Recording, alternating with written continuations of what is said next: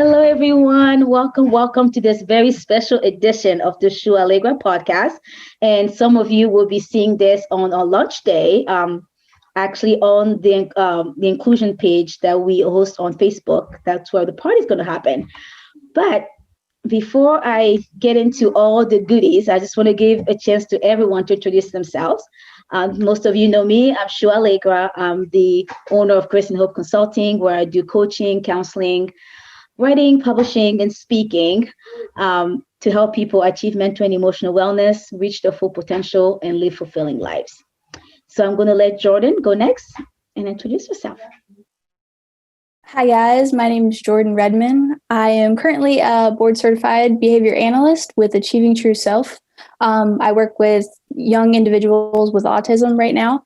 I have a passion for helping people, and that's really what kind of drove me to this book. So, yeah. So excited to have you. Latoya, you're next.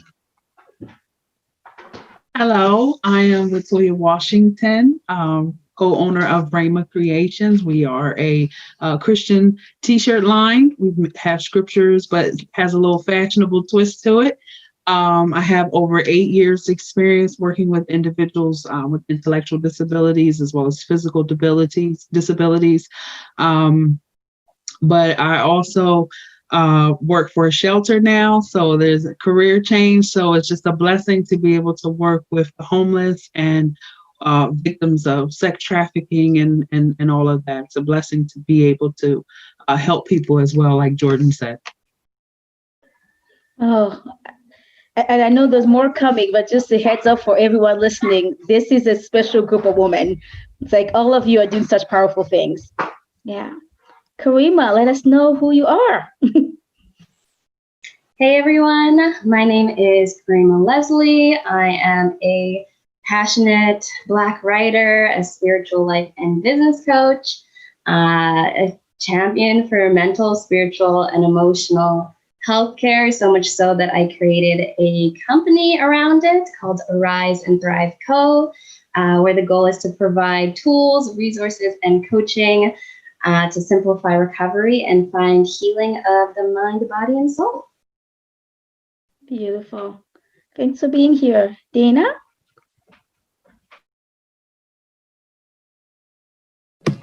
Hi, I'm Dana Hall. I'm a clinical psychotherapist in the state of Illinois, and I was contributing on the topic of inclusion in relation to my son who has special needs and writing from the parent perspective as an advocate. Online, I run the Beyond Words community that supports inclusion, acceptance, and kindness for adults and children that have special needs. Thank you. Miss Jessica. Hi, how's everybody doing?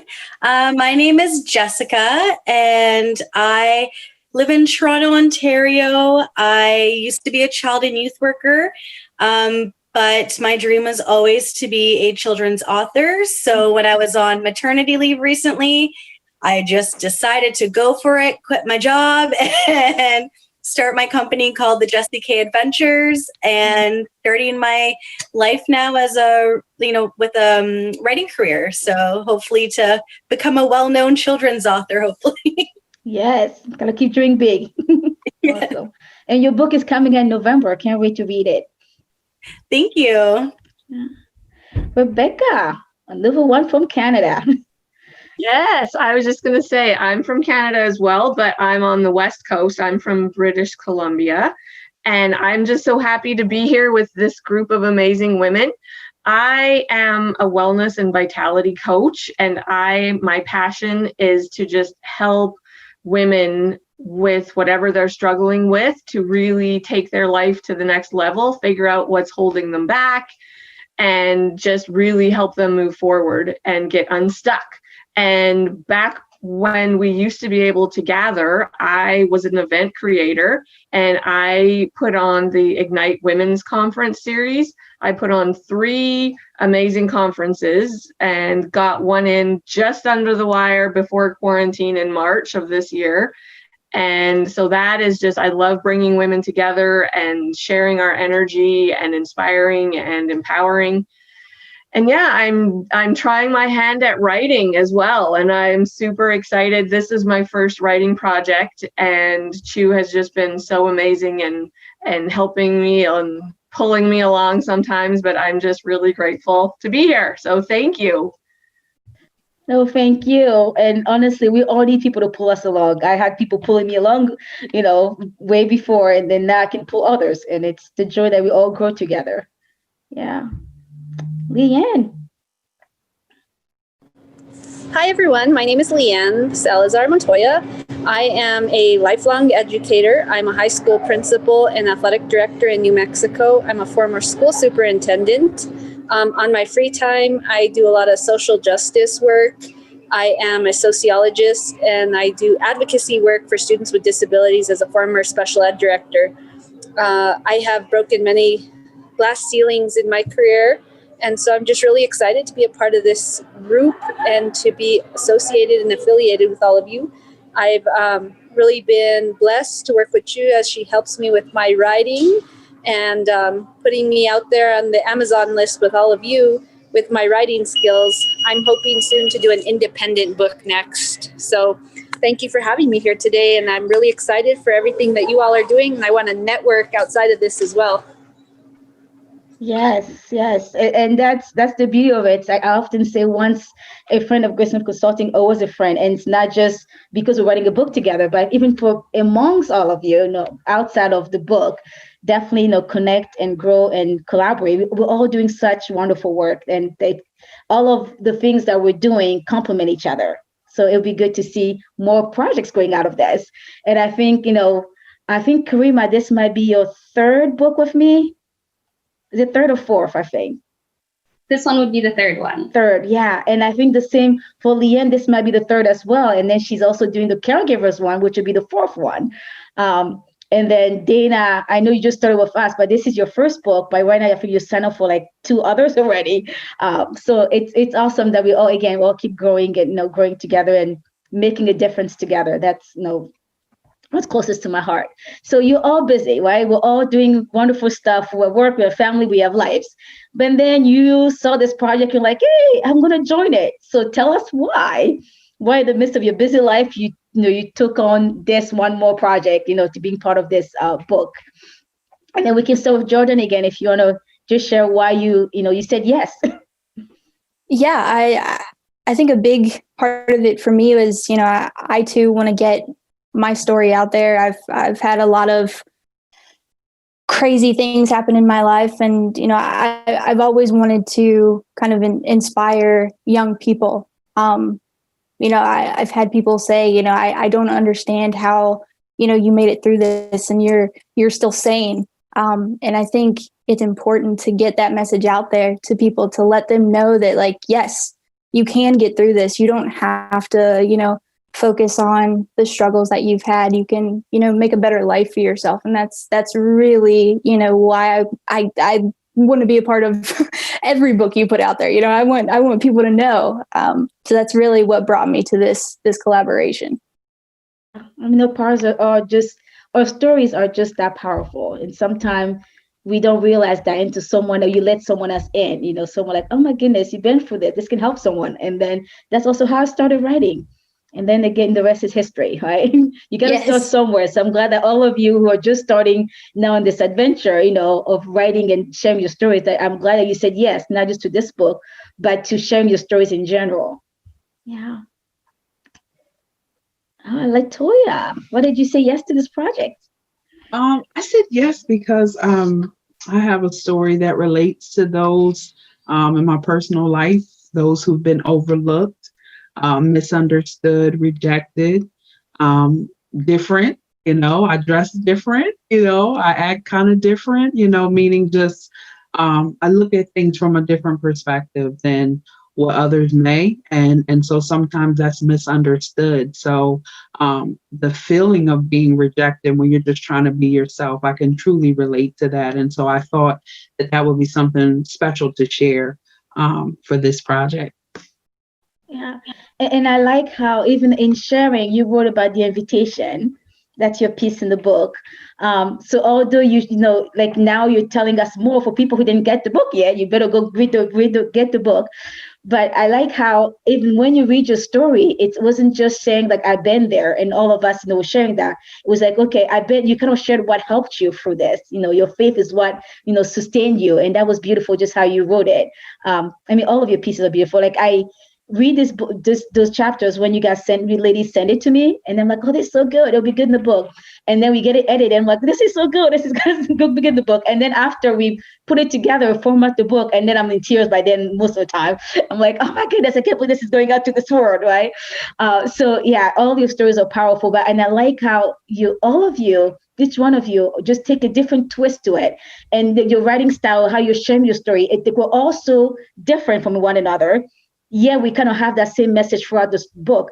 And none of you have met before. I didn't share any of the chapters with any of you until at the end when the book was put together. So there's no way you could have known that I was writing on this and you could write on that. No, we didn't. And that was intentional, so that everyone stays true to the story, true to what they feel compelled to write. And then at the end, it's just this beautiful masterpiece and how just all the stories flow together. So yeah, thanks for that. Karima, what about you? What was the reason you said yes? Yeah, so as I mentioned, I am a huge advocate for mental, spiritual, and emotional health care. And as a racialized individual, being Black and female, I've received my share of hate and racism, harmful ignorance.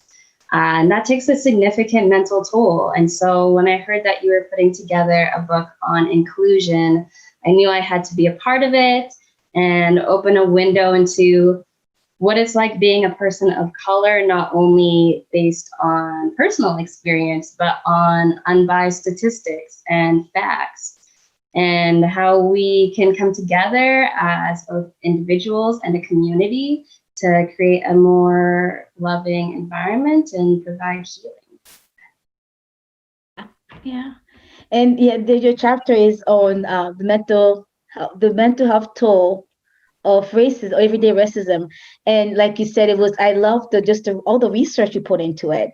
Reading it was like this, we're not just sharing because we feel, oh, look at us, we've been through this. But it was like, no, this is a huge problem. We're not the only one. And I just love that. I just love that. And because you did such a good job of research, I'm like, I'm not even adding much research on mine because, Karima did it all for us. And that was good. And people need to know that, statistics are important. And sometimes I can be a little nerdy when it comes to research and stuff.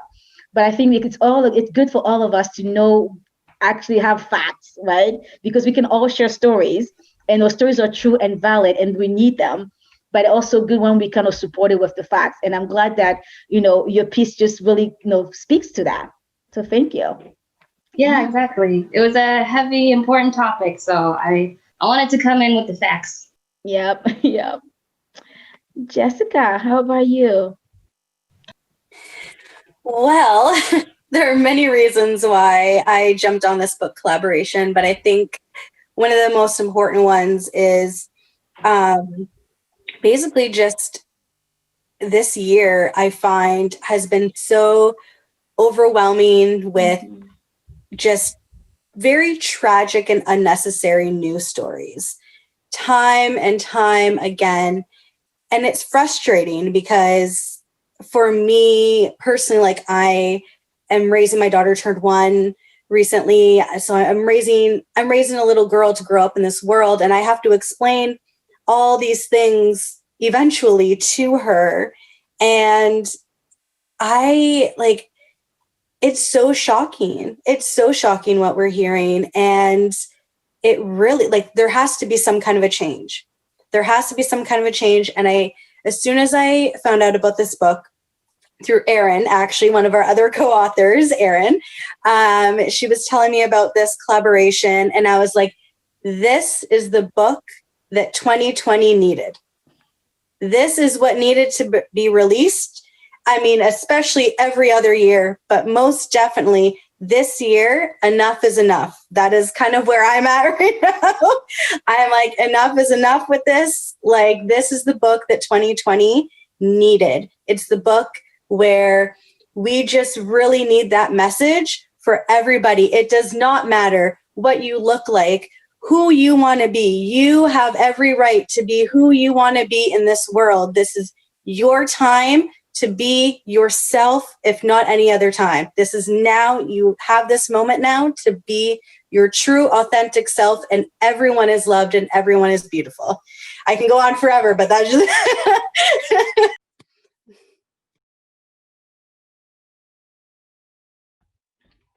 Thank you so much for that. And I love your piece about making a rainbow together. And as I sit here just looking at all our faces across the screen, I'm like, aren't we making a rainbow? Like, it's so much diversity on here. And again, none of this I could have planned. Like, I pulled out this, request, if you want, like, hey, I have this weird idea. Do you want to be part of it? And then all of you just jump in and say yes. And I can't, like, honestly, I don't handpick people, and it's just amazing how honestly God just worked it out that the people who are part of each project are meant to be there. And I wanted diversity in the book. Without handpicking people, we created diversity that we needed for this book. So thank you for, again, for inspiring all of us to kind of create that rainbow in our communities. Yeah. So things are moving on my screen here. I'm not sure what's going on. So if I call the wrong person, if I really went, just excuse me for that. Just remind me, yeah, sure, I already answered the question. But I'll go to Dana now. I think I haven't asked you yet. Why did you say yes? Oh, sorry, guys. I was just reading something. Don't mind me. Let me put that down. I said yes because I couldn't say no. My son was nonverbal until he was 4 years old. And so I had to step into a role to be his voice. And fortunately, my son and I, at 6 years old, we got to write a book together, a children's book called Beyond Words.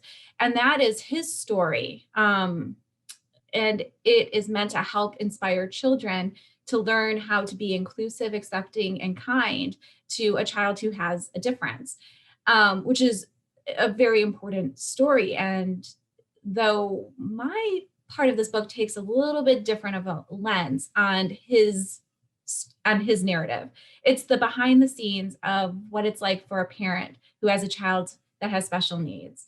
It's those moments where, the other parents are all talking about, their kids, they can't stop singing that song Frozen, and whereas some of us are just sitting in the background, just praying that our child could one day even say his own name.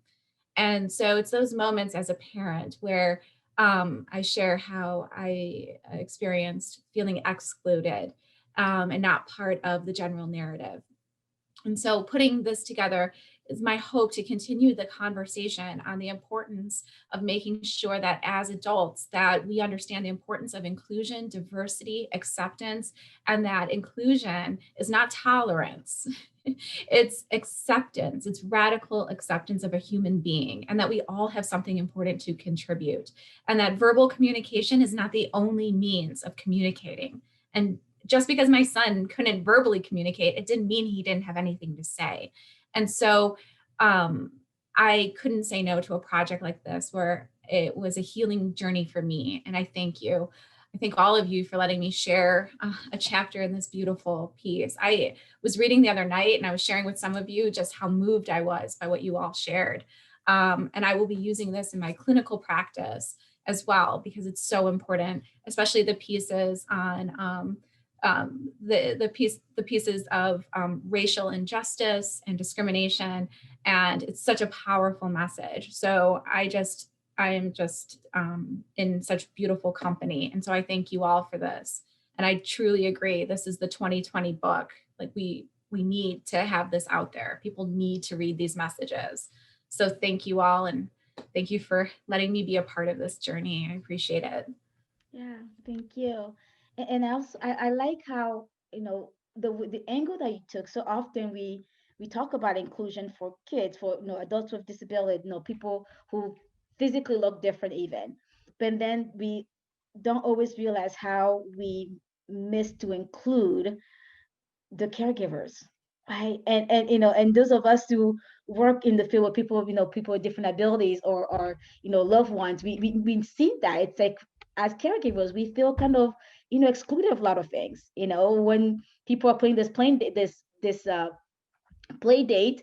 And although you get invited, but the people don't think about how the equipment is not accessible for your child, right? Even for me right now, like I use a walker, and sometimes friends will invite me to things and they think they're doing a good thing because they're inviting me, but nobody thought that there were structures that I can't access. Like, oh, thanks for inviting me to your church. I'm supposed to speak here, but I can't get into the building.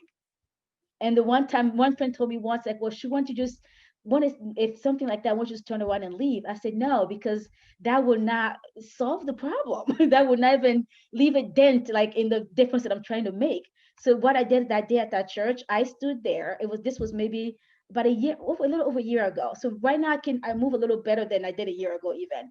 But back then I couldn't even do the steps. So I literally stood there and I'm said, I'm supposed to come into the building. You have no, I was invited to be here and I can't physically get in here. And it's like, well, we wish you'd have told us. I said, well, I didn't think I had to explain that I need to get in the building. I just assumed that the building would be accessible for all. And I'm part of the all. And people actually came and picked me up to help me get on the steps. And someone says, oh my goodness, I would have never been through all of that. I'll just let me go home because they're going to wrinkle your clothes, mess up your wig and all that stuff. I'm like, I was trying to make a point. And then when they came again to the building, I said, what would it be easier for all of us if we had just a stair lift there, or just a little flatter surface for people to actually get into the building, and this was a church. I was at a church. But so to be inviting, but we don't realize how we, again, exclude people without even thinking about it. Unless we're living that reality, we tend to just dismiss it. I don't see it. I don't know it. So, well, life goes on. Well, it doesn't. It doesn't. So thank you. No, thank you again for bringing that up. Yeah. I think I started with Rebecca and then Leanne.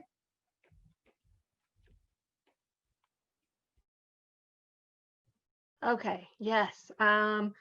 When Chu first told me about this book, like on inclusion and diversity, I was like, oh, I don't know if I don't have a lot of experience in that area. And I was like, and then I thought about it and I was like, that's probably exactly why I have to write in this book.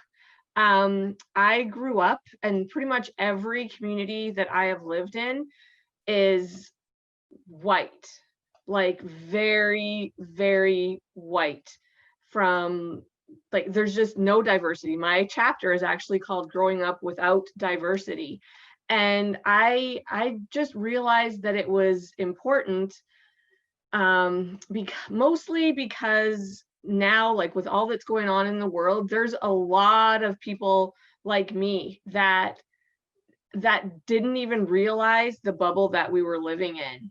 And it's a shameful place to live when you're just so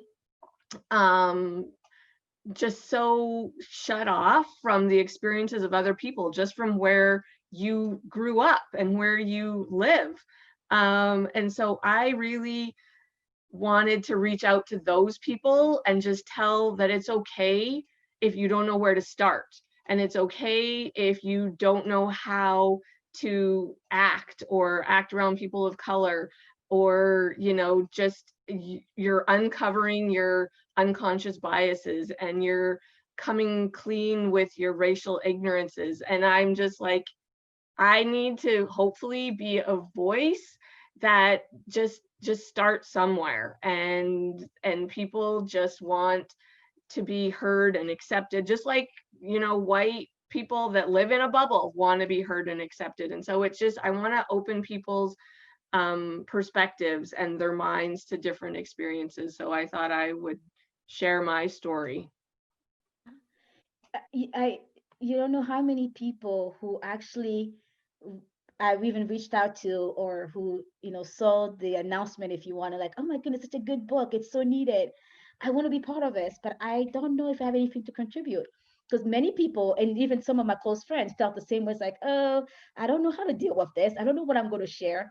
But so I really like that you shared that piece, that just because you grew up in an environment that didn't have diversity, and some of us, even those of us who call ourselves, that we're doing inclusion work, we make mistakes all the time, right? And it's like acknowledging that one, I don't know, two, I want to learn, and three, forgive me if I mess up.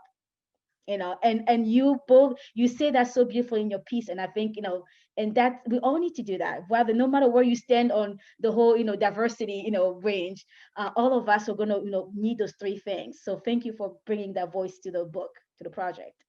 Thank you. Okay. Leanne, you tell us why you decided to join this project. Sure. So I am usually an anomaly. I sit at the table with guys with ties constantly. I think throughout my career, I've had to fight what I referred to as the isms, racism, sexism, ageism. As a school superintendent, I don't think they thought I looked like I was old enough to be the superintendent, despite the fact that I was the same age as everybody else at the table. And so I really think that it's important. I really, throughout my career, do a lot of public speaking and talk about the fact on feminism, the fact that women need a seat at the table too. So the feminism issue is also a part of the inclusion, acceptance, and kindness that we need to see. My dissertation was all about women and the fact that 85 to 90% of all teachers are women. But when you look at the administrative side of things, it is quite the opposite. We are, usually very low percentages, average 25%, depending on the position. In the state of New Mexico, we have 89 schools, and of the 89 schools, there are 89 school superintendents, and I was only one of 13 women who served in the superintendency at the time I was a school superintendent.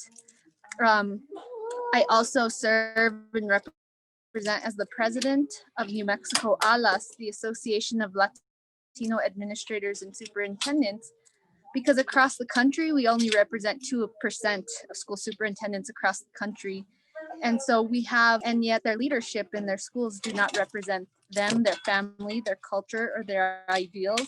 And so I thought this was a really important project for me to be a part of, to be here side by side with all of you, because I call them the isms that I'm constantly fighting. It doesn't matter what topic I'm speaking on or what position I'm working at. It's because I am, not old enough. I'm not the right color. I'm not the right age. There's so many things. And I think it's important for people to see that if you stand up and you stay true to what it is you believe you can do, and you have a voice, you can be the voice for others, and others will start to fight for their position and place at the table.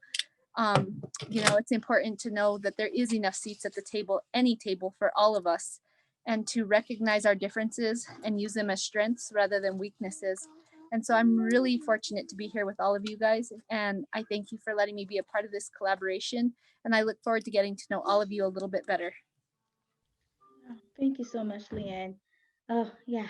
I think you said it all. That was a good, I didn't even plan for you to be the last one for this question, but it just kind of worked out well that no matter where we go, now we have to bring our own seat to the table, which is the opening chapter in the book that I wrote, that I wrote that chapter. But also, even as we bring our chairs to the table, we fight with all those isms all the time, sometimes without even realizing it. So thank you for, again, bring your voice to that, bring that to light. So my next question is, what was your we all belong moment? Kind of that thing that led you to doing this, because all of you have been working on inclusion, outside of this book, in one way or another. So what was it for you, that moment was like, I have to do something about this problem? And I know some of you kind of mentioned that with, why you joined the book. So if you want to, pass or just add, add something shortly, that's fine as well. I'll start with Jordan again. Yeah, I think my moment happened just being from a biracial background. My mother was white, my dad was black, and I think, I'd say in my chapter, like, that immediately just put me kind of in a spot where inclusion had to be important in my life. I talk a lot about, growing up in school, I didn't realize I was different. Like Rebecca, everyone around me was white. I guess at the time, I didn't realize that, my skin was darker, or, my hair was curlier. Things were different. And, one day that all just changed. Everybody started to notice. And I think, my moment happened when I was just very young. I was still in elementary school, and one day I had to wake up that and realize that I was different. I hadn't noticed it before. I was a child. Nobody treated me different. Everything was fine. Um, but then one day it just happened. Everybody kind of noticed I was the only I was the only Black kid, and I'm biracial. So it was even the slightest hint of color to my skin made me different. So it happened at a very young age, and it happened quick, and I had to kind of create a like armor for myself that like this is just how it's going to be. And I think that's what we're realizing in 2020 is that that's not okay anymore. It doesn't have to be that way. We've put up with a lot of things, and we shouldn't have to. So I think, my moment happened very young, but I'm just now being able to do things about it. Yes, we put up with a lot of things, but we don't have to. I love that. That kind of summarizes it pretty well for all of us. Yeah. Latoya? I think I've had a lot of moments, but I'll say the biggest thing for me would definitely have to be being a plus size woman. It's really difficult even back then. I'm not going to age myself, but back in the day, there was like one store like J.C. Penney's or Sears, and I was always a chubby little kid, and so I had to wear clothes that weren't cool, and would get picked on, and it just kind of correlates with what Jordan said. I had to like put this skin on to protect myself and not show that it hurt, to be picked on, and wanted to do things that other kids did. But, oh, I don't want the girl in our group, or she can't do cheerleading. So little things that a lot of young girls got to do, I wasn't able to because of my size or the fear of being picked on. So let me just not be a part of it because they might say something. So to avoid that, I would just do other stuff. One would be writing. So, it's a blessing to have developed that gift to write. But I just think about where would I be if I just ignored or just faced the fear of no matter what they said, I'm just going to continue to press through despite my size. It's a blessing now to see cheerleaders out there that are plus size. So I see that we're showing some growth. But I think that was the biggest moment for me is being a plus size young girl and having to deal with even the stores were not accessible for my size. And even not to drag on too long, but I remember the roller coaster rides. Oh my goodness. And getting in that line, and you have to be this height, and to know that sometimes the belt didn't fit and had to get off the roller coaster ride. So to feel that, I can only imagine how others feel experiencing that. So. Oh, thank you for just sharing your stories, and for all of you, because there's so many others out there just like each one of us whose stories is not out there, but they're suffering in silence. And we don't realize that as we write and share our stories, we're giving voice to the voiceless. So yeah, thank you all. All right, this my screen keep moving. So I think Karima, you're next. So I've also had lots of moments in my life, but in regards to including the topic of inclusion and diversity in my writing, it was probably the murder of George Floyd and Breonna Taylor. It was a pivotal moment where I feel like so many of us around the world stood up and said enough is enough, and we're not going to let this go anymore. We refuse to maintain the status quo. And it was a big moment in the social justice space, and as the anti-racism movement kind of moved into the mainstream and got me personally unsolicited on social media, Some of them were loving and supportive, others were hurtful and racist. And around the same time, that's when I heard about the We All Belong book project. And that was kind of like the catalyst for me being like, okay, this is my opportunity because we have to talk about this. We do have to talk about it. Well said. Yeah, Jessica? So, kind of very similar actually to what Rebecca and Jordan were saying. So, I grew up up north in Sault Ste. Marie, Ontario. And it is, me personally growing up, it was very hard for me to find another colored skin girl. I also didn't really know.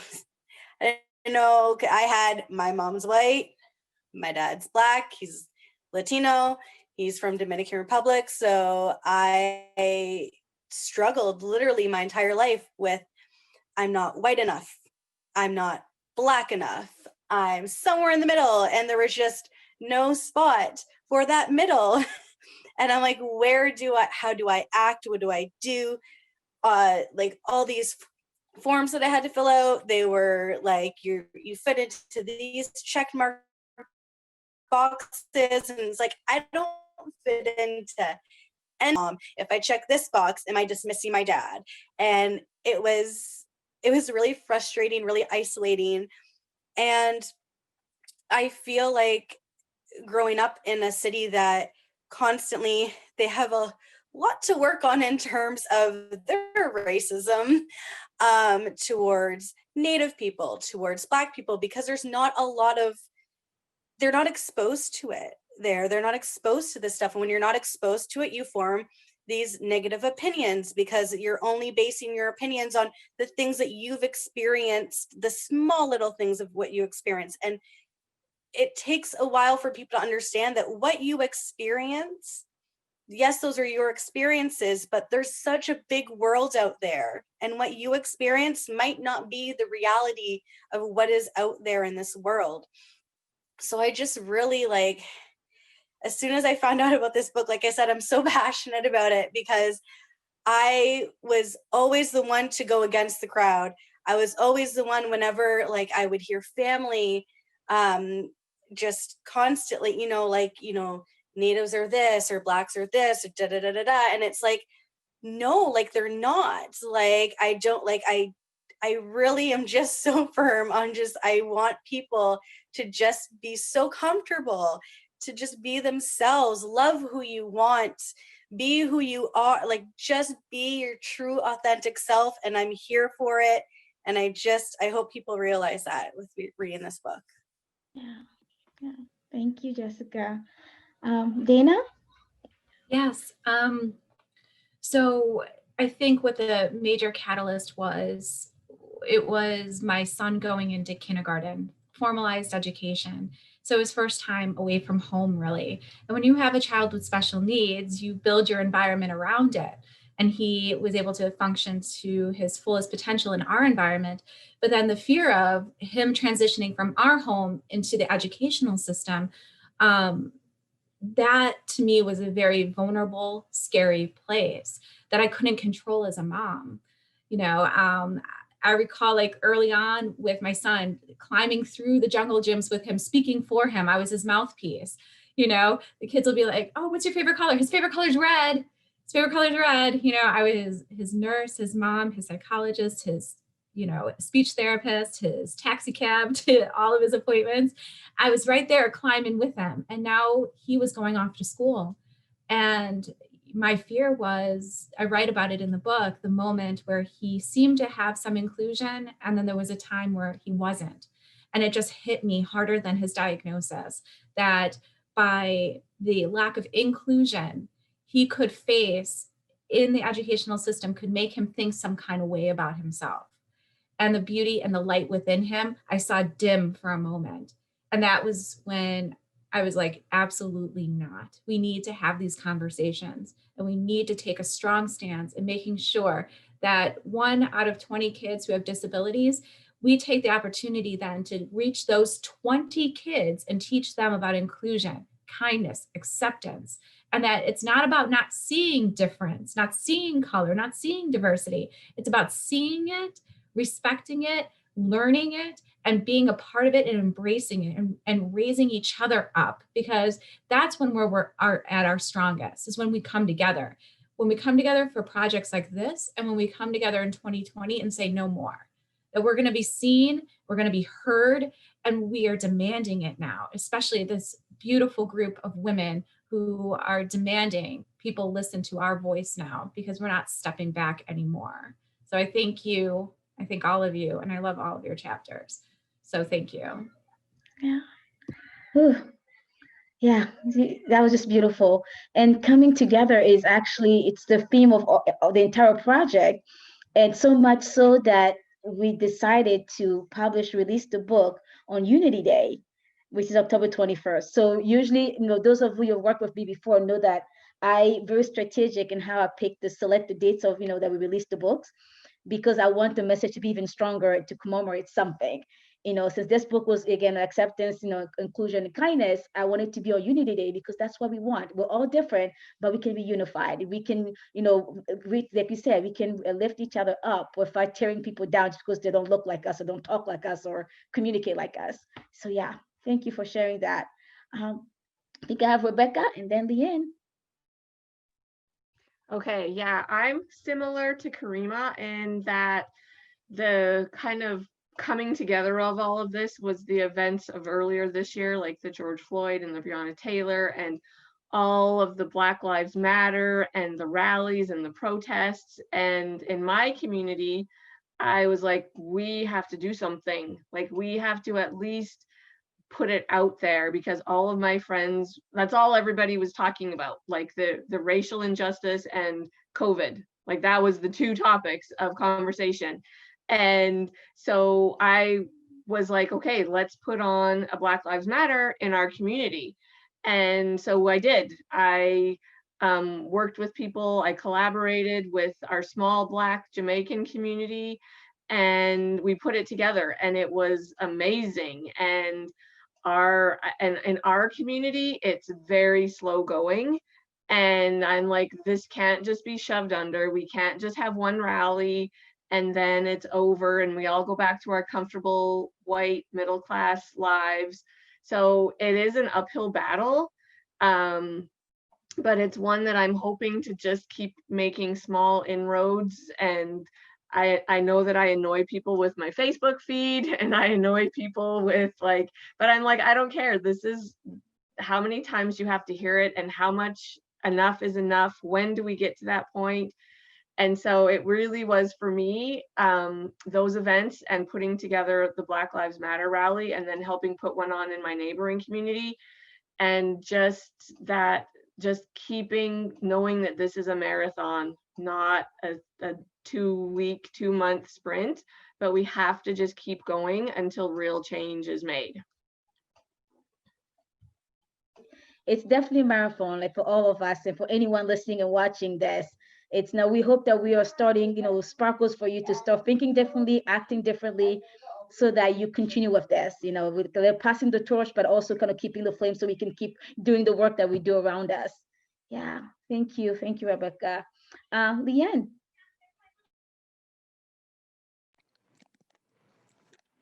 Sorry, I got to take off my mask here. All right.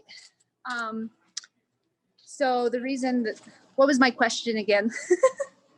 The question I got caught up in everyone's stories. It's okay.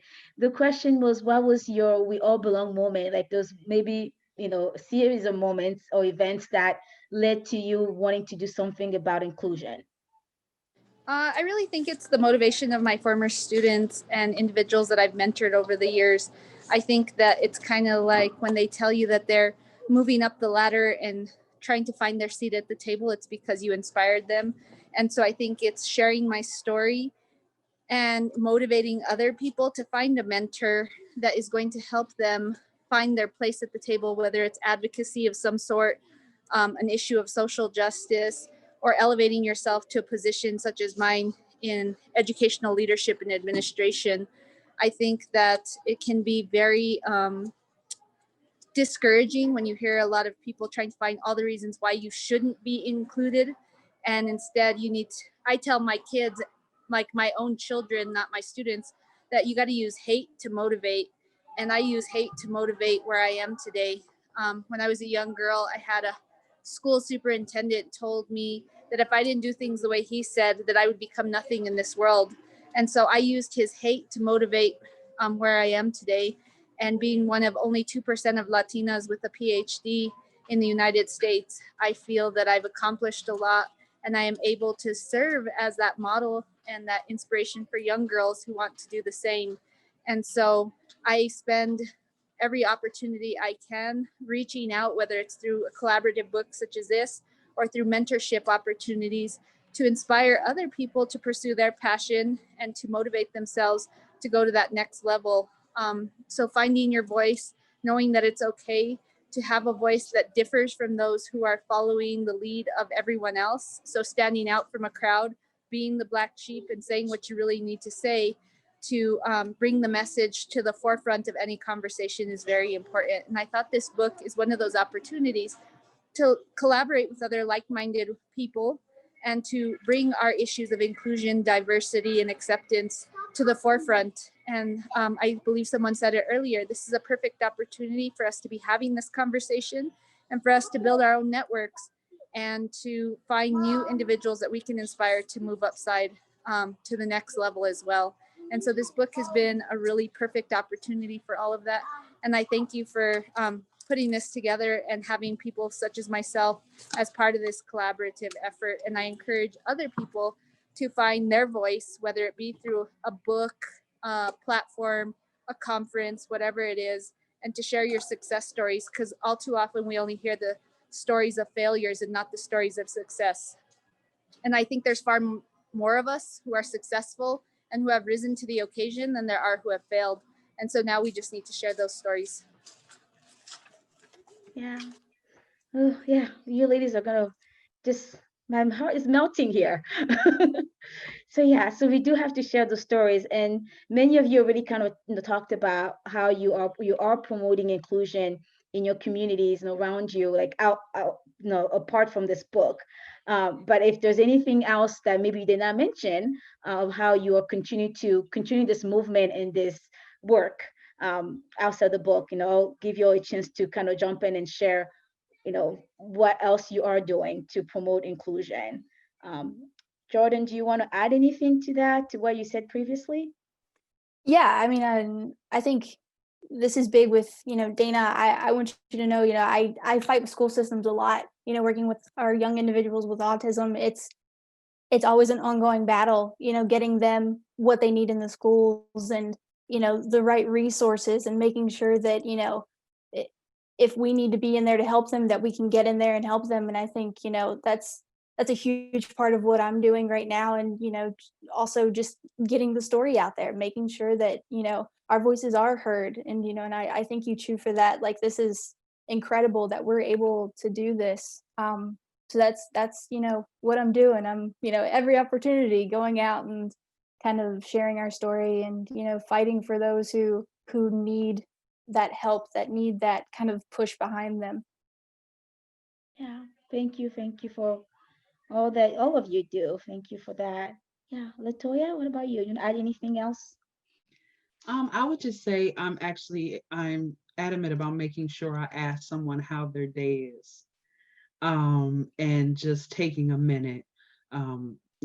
Working in group homes and individuals with autism, now working in the shelter. Sometimes we don't really see behind the story. We just see what's in front of us, and we don't take that minute to just sit down and say, how are you doing? My one individual at my previous job was nonverbal. And so just because they're nonverbal, behavior is communication. So when they would, just act out, it's like something's wrong. So to just really sit there and just give someone a minute to share their story. Because sometimes people just want to be heard.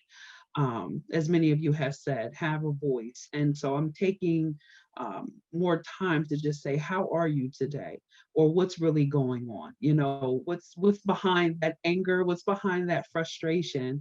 Because many times people just say, how are you doing? And just keep walking. But now I'm pausing and actually waiting to hear how their day is. Yeah, that is powerful, because for all of us, there's a lot of research, proving that we're all social beings, right? Even those of us who might see ourselves as introverts, but we need some kind of social interaction, even if it's just one-on-one, and knowing that someone cares enough about us to ask how we're doing and taking the time to listen. It's not just those, I call it the checkout, how are you doing? Like you're check, how are you doing, mom? And then nobody's paying attention. That's not helpful, right? And I know not everybody has the time to listen, but I think if you take the time to ask someone that question, please make sure that you have the time to listen to the response, because that's all that shows the person that, one, you care enough about them as an individual, that you're willing to start whatever it is that you're doing, give them that 1 minute, 2 minute, 10 minutes, an hour, I don't know, but you're making the time for them, because that they are important. But also it tells them that you see them, right? We've been talking about all that we're different, and how we can say, I don't see color, well, I don't see differences. Well, we don't, or we see that, and it's okay to stop and acknowledge you see the difference and engage the person in that conversation. So thank you. Yeah. Karima, anything else you want to add that you're doing beyond this book to promote inclusion?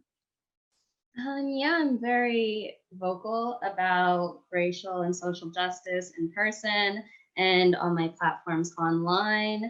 That can be hard because it'll bring a lot of pushback. I've gotten a lot of crazy comments from conspiracy theorists to blatant racists. But for me, it just shows how important it is for me to continue having these conversations on inclusion, equality, and equity, even in our small circles of influence, because it's just a testament to how much education is still needed out there. And then in addition to that, making sure that you are putting your mental health first. Do take breaks from social media, because it can be a slippery slope sometimes if you dive in too far. So make sure that you're taking breaks, you're incorporating mental health practices in your routines, and seeking out a supportive community as well. Yeah. I was smiling there because my daughter, who's 14, just now found out this year, with all the stuff going on, what the conspiracy theory actually means. And there are people who follow that, and they're really big on that. She's like, really, mom? I'm like, yeah, it's a thing, So that's why I was laughing, because it just reminded me of some of the conversation that I had with her. And I can't remember who said earlier how, in the midst, like, all that people have been talking about the past, now it's like all the election here in the US, but before that, it was all people were talking about was the pandemic and the racial injustice. And there's another psychotherapist who actually used the term racialized pandemic, and I'm like, that is like just coins it really well. It's like this double trauma, if you want, that we're all going through without even calling it trauma sometimes. And we need those voices that gonna be public, on the social media, not just saying what's wrong, but here's how you can take care of yourself in the midst of all that is wrong, because it's important, and for all of us here doing this work, we can't be taking care of others and then letting the toll of it affects all of us. I know I'm speaking to the choir here, or preaching to the choir, but all of us have to be intentional about kind of filling our own cup, making sure. I don't even follow the news. And people like, you don't? I'm like, no, I'm an intellectual who does not follow the news, and it's by choice, because that's how I present my mental health. And that was even before 2020. And just because I know that how sensitive I am, I feel too deeply that I can't be watching the news, otherwise I can't sleep. I'll be worrying about the people, I'll be praying about them, thinking about who I need to write a letter to and where I need to advocate. So for my own sake, for my own sanity, I don't watch the news. But guess what? I still get the news because everywhere, right? I'm big on social media because that's the platform, that's where I am, and promoting my work and all that. So I still get the news when I need it. But however I access the news when I want it, rather than the news flooding my brain when I'm not ready for it. And there's a difference. So yeah, thank you for always reminding all of us to kind of take care of our mental health. Yeah. Jessica, anything else you want to add about how you're promoting inclusion?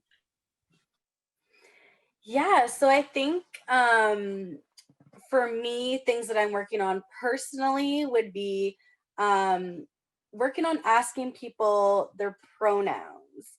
Um, I always forget, and I always say, you know what? I'm human. I'm not perfect. Please call me out. If I forget, call me out on it. Like catch me on that, because I will use them. I will apologize for that. So I'm working on that for myself personally. Business wise, my book that comes out next month, that's what I'm working on as well. So there's lots of diversity and inclusion included in that book. So kind of like working on personal and professional at the same time. So, and I love it too that this book is like for you. It's good. Nice segue into your own book, your personal book. And again, things that we can't even plan, right? I just love when things just align that way. So awesome.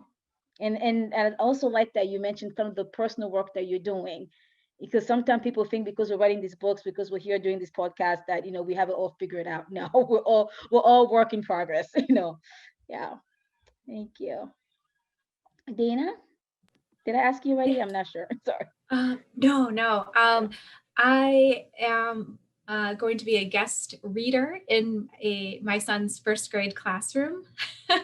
So we get to read the book that we wrote together to his classmates. So continuing to move forward with the message of listening beyond someone's words. And the book talks about listening with our heart. And when I heard so many of you talk about how people of all walks of life get judged based on their behaviors, and we don't listen to why those behaviors might be there, and we start judging, we start calling things anger and aggression when it's someone trying to get a message across, oftentimes when they're marginalized, unheard, and experience massive amounts of inequality.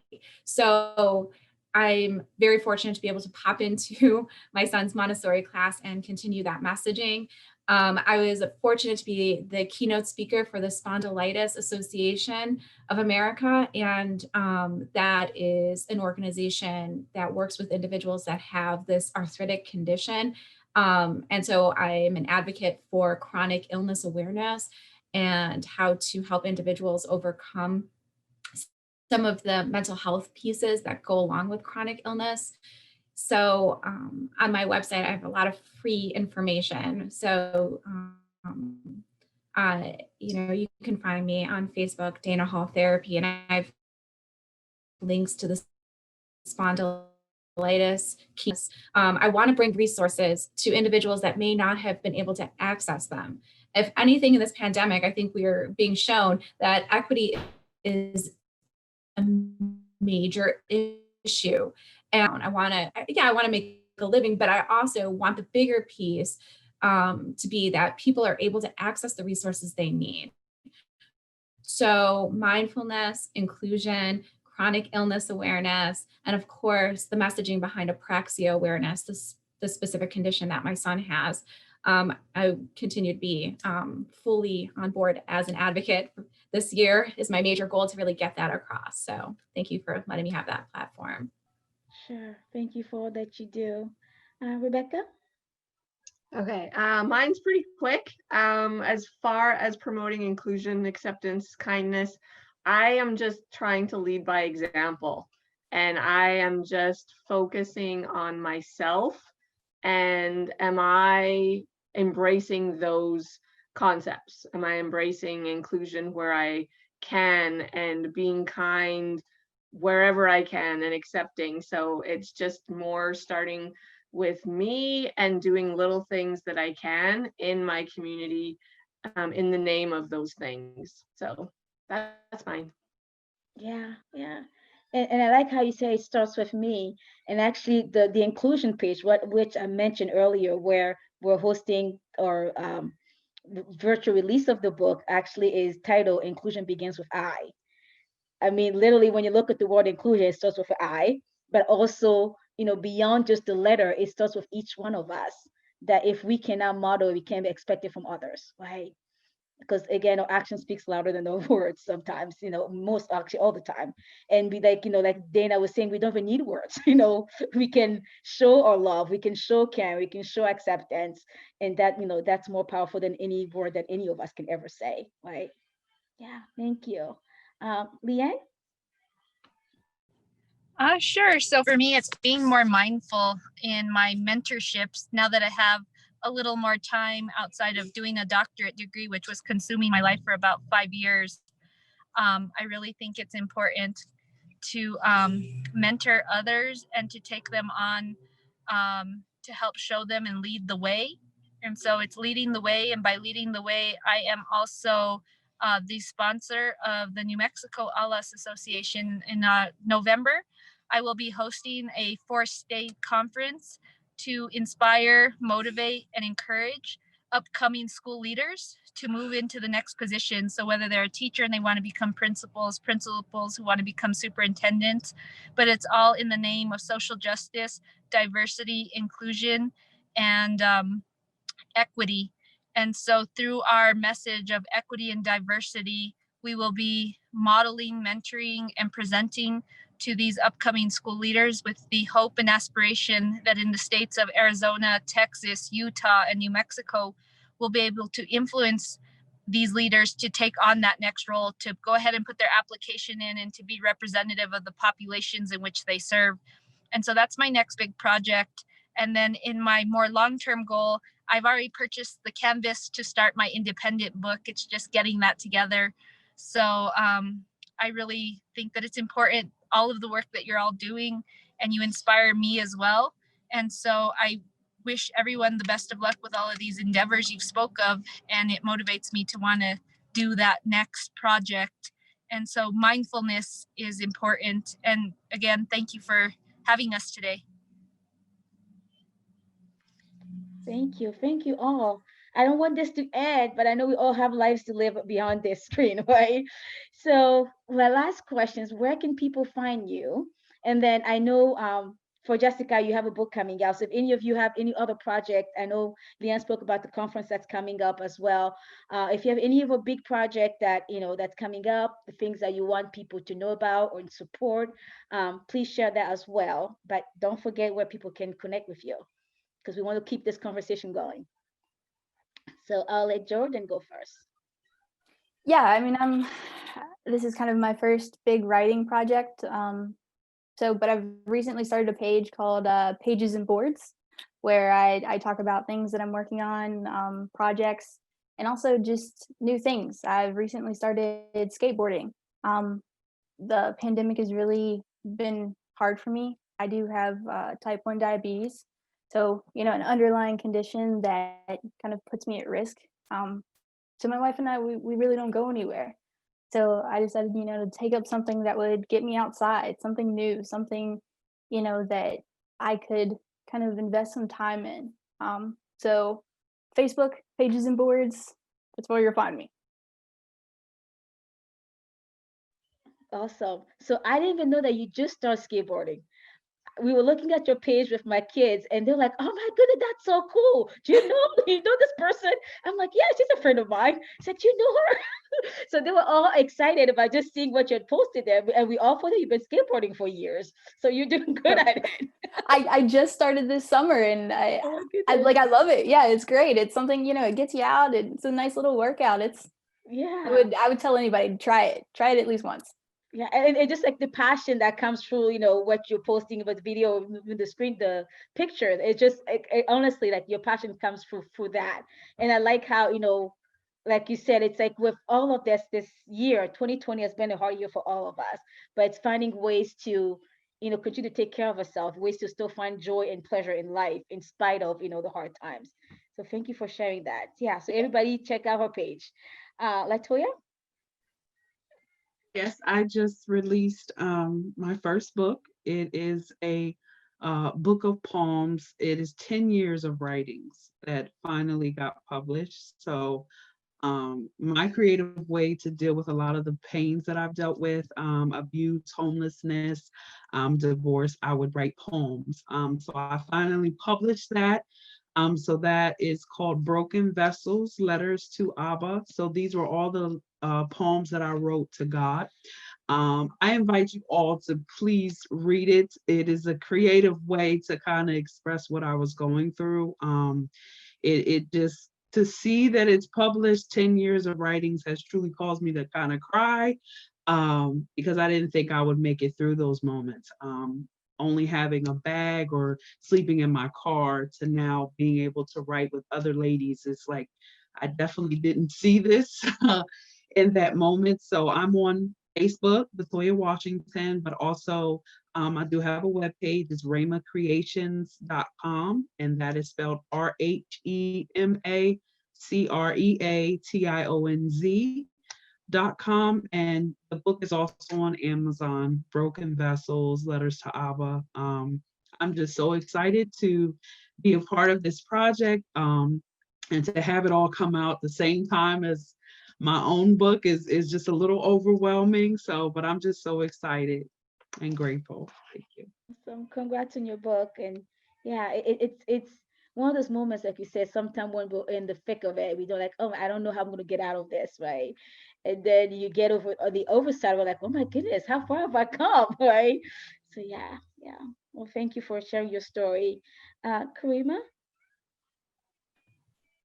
Yeah, also related to inclusion, but something I didn't mention in this publication is my experience with chronic illness.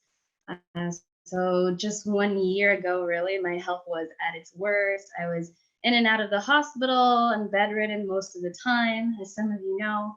And now that I'm in recovery, I'm able to start my business back up. And so I've pivoted my business, which is a life and business coaching, to use my experience with chronic illness to help others. So I'm currently working on a group program for those with chronic illness, especially small business owners and entrepreneurs with chronic illness.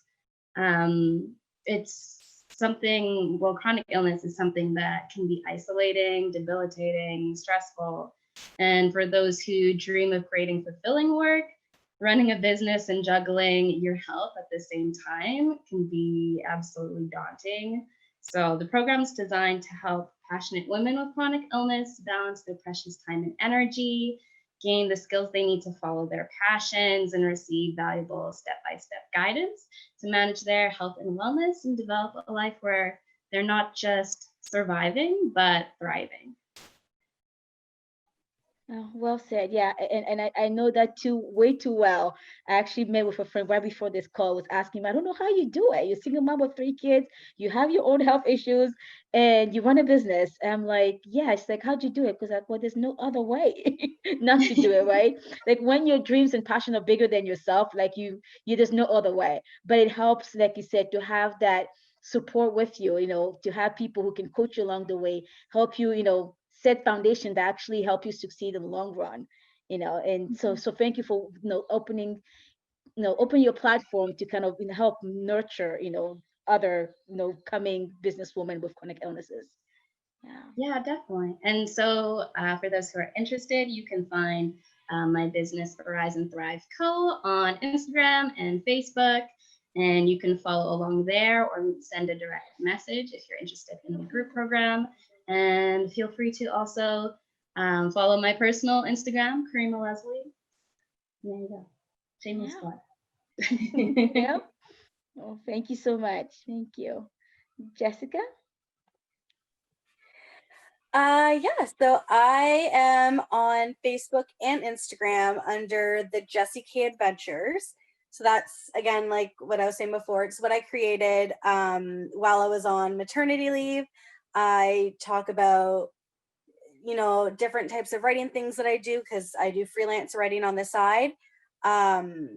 So I talk about like this project that we're working on. And then I also have another collaboration that comes out soon, probably this year as well. And then plus my own book, actually. So this is my book it's my book there. So that one comes out next month on the 14th.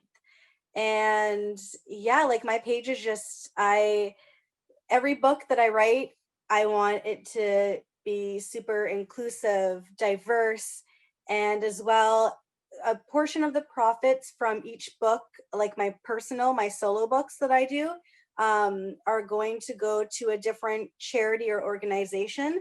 And what's different about it is that it's not like, for the most part, it won't be bigger charities and bigger organizations that have media, that have publicity.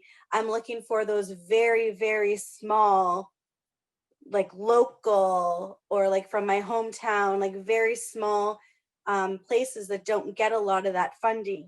So the first book is actually going to a place in my hometown called the Rainbow Club. It's a safe space for LGBTQ youth and allies. And yeah, you guys can find me there, and hopefully we can connect and keep this conversation going. Awesome. So now I see the theme of the rainbow in your chapter. Cool. Thank you so much. Dana? Yes. So you can find me on Dana Hall Therapy on Facebook, and the Beyond Words community is in relation to the work that I published with my son, his book called Beyond Words, which you can find on Amazon. It's great for the ages of probably like 2 to 6 years old. And it's a great book when kids are going back to school. And especially now with everyone being online, the e-version, it's so beautiful. The illustrator is just an amazing woman who was able to put this together for us and allow my son to even illustrate some pieces of it. So Shruti was able to really capture the diversity of his friends and of apraxia. And so all proceeds from that book are going to apraxiakids.org. So please pick up a copy, donate it if you feel so inclined. And other than that, I'm a trauma therapist. So primarily my practice is now online. So you can also, if you're looking to make a referral for someone you know or for yourself, you can find me at danahalltherapy.com, and you can look through some of the works that I've published and some of the resources I mentioned today on chronic illness, LGBTQ+. I write letters of advocacy and support and for individuals going through transition. So you can find that work there as well, bullying prevention, mindfulness, and all that stuff, and chronic illness. I'm so glad to hear there's some fellow chronic illness warriors here. We'll be collaborating soon, I'm sure. So thank you. Yeah, speaking of collaborating, so Karima and I and a bunch of other friends, we did the Made to Overcome Chronic Illness Edition back in, was it February, I think? Yeah, it was on World Rare Disease Day, I think February 21st, if I'm not, or 29 maybe. So that was the first edition of it. And who knows, we might have a edition number 2 of the same, same book, since, the stories needs to be shared.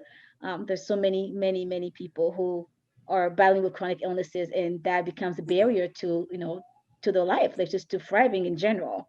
So yeah, thank you. Rebecca. Oh, that's funny that we're all kind of talking about chronic illness, because my biggest motivation was, sorry, I got a notification on my computer. Oh, I'm sorry, hang on. There we go. Sorry. Chronic illness is like dear to my heart. I was diagnosed with rheumatoid arthritis. I have these in my hands, and that has been a huge motivating factor. Like Karima, you said you want to help women not just survive with chronic illness, but thrive. And that's like, it's not just physical, it's like the mental and emotional trauma that goes along with it as well. And so I would love to connect with all of these chronic illness people, because I speak on it, I coach on it. It's like how to thrive despite what you perceive to be your limitations, because my body is not normal looking and normal functioning, and if I can do it, anyone can do it. So that's my little plug for, like, if you have chronic illness, you can still have a life of your dreams. But anyway, I can be found, probably the best place right now is my personal Facebook page, because I'm transitioning things. My coaching page isn't quite what I want it to be. So my personal Facebook page is Rebecca Livingston Voros. and it has all my upcoming things. I'm part of a Women's Spirit Summit next month that I'm speaking at and helping create. And so, yeah, it's just that's where the best place to find me, and it's where I update everything. So, and I would love to connect with all of you women and anyone who is watching or listening and who has read the book, and just it's amazing. So thank you. Thank you. And Leanne. Sorry. Yeah, so super excited to hear where all of your websites are, your Instagrams, your Facebook. I make myself complicated to find. I have no idea why. I'm Leanne Montoya on LinkedIn. And then I believe I just typed it for you all. Montoya _505_2020 is my Instagram. And for those of you that would like to connect on Facebook, my Facebook is Familia Montoya because I share it with my family. I think it's important to make it a collaborative effort to share our stories and our trials and tribulations. And so I'm a complex individual, and that's what my connections are. I will be presenting this coming week at the University of New Mexico Mentoring Conference. I put a link in there for if anyone wants to try and attend the UNM Mentoring Conference. I'll be talking about the Latina leadership and trying to diversify school leadership across America as well, and the different opportunities for Latinas to do so. I forgot to share earlier that I just recently was fortunate enough to be featured in New Mexico Federation of Democratic Women's Suffrage 100th Anniversary book as one of the 100 women making a difference in New Mexico. So that was pretty exciting. Yeah. Congrats. So that was pretty cool and pretty exciting for the 100th year of the suffrage movement. And so again, very excited. Please connect with me. LinkedIn's a great place. I also have on Portfolio Gen my resume. I didn't mention earlier, but I do run my own consulting firm, Salazar Creations. I've just kind of put it on the back burner, and the place you can find me most often right now is in my high school, running Raton High School in Raton, New Mexico. So look forward to connecting with you guys. Those of you with chronic illness, I was part of Choose Book, and I suffer every day to get up and do what I need to do with my fibromyalgia. So if you guys want to have that conversation again, please connect with me. I'm wanting to connect, as others said, with those of you out in the wider audience and also with us here today. And you guys have a wonderful rest of your day. Thank you. Thanks, Leanne. Oh goodness, this is like bittersweet. Like I know we're all going to keep collaborating and doing things, together and separately, but it's, we have to say goodbye for now. So for audience, everyone watching, if you did not grab your copy yet, I'm leaning here without falling off my seat here, but you have to go get your copy. You can have the ebook is, it's on pre-order until the 21st. So it will be the day that most people will be watching this. But on the 21st also, you should be able to get the paperback as well. And all these authors have access to the paperback. So if you want an autographed copy and any of them, reach out to them and make sure you connect with them so you get an autographed copy. And then for all of you here, I just thank you. And I know we're missing 3 or 4 friends, I believe. There's 12 of us who wrote this book, but honestly, I've been writing projects and publishing books, for a few years now, but this one, it just kind of had a special touch with something that I've been carrying for a long time for myself. And if you read my chapters, you'll see why this was so important to me. So thank you for saying yes to tell my friend to say yes to my wild ideas and help, and together working with, with Grace Noble Consulting to make a difference. Like I always say, these books will outlive all of us. And that's why I write, to make a difference now and beyond my own life. So thank you all for doing this. For everyone, thanks again for watching. We'll put the link to the book again, but it's bit.ly, We All Belong book. You click on there. Actually, usually we stop the pre-order, the pre-sale price. Right now, the ebook's only 99 cents. Usually we stop it on launch day, but because this is, inclusion it's just huge. It's unity. We want to make sure that I want to make sure this message continues. So for the entire month of October, the ebook will be 99 cents. So if anybody you have not gotten yet, I really, really encourage you to go get it. All right. Thank you, everyone.